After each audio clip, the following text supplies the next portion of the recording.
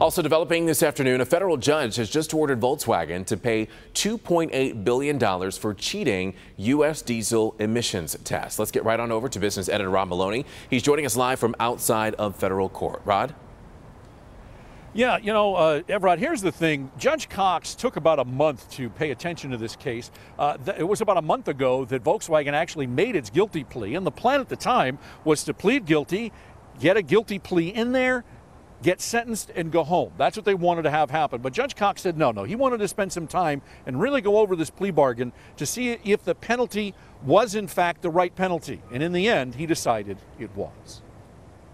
Volkswagen admits it cheated the test, the EPA requirements for emission standards. The company figured out early on its new diesel engines couldn't make the EPA grade. So its engineers programmed the engine computers to make the engines pass that test when the monitors were plugged into the car. Otherwise, the car spewed illegally high emissions and did so for 10 years. The company agreed to buy back these cars and has been storing them in the Silverdome parking lot for some time now. In its plea bargain today, Volkswagen agreed in a guilty plea to pay the near $3 billion fine in the next 10 days, face 3 years of probation with a government monitor embedded in the company to watch over the changes in the company, and because of the billions in civil and punitive damages the government already imposed, Judge Cox decided restitution was unwarranted.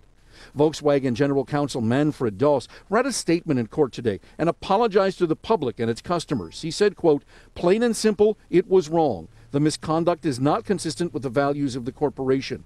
We are determined nothing like this ever happens again and to make things right.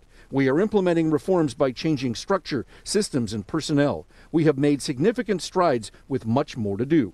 Volkswagen is not the same company that it was 10 years ago," end quote.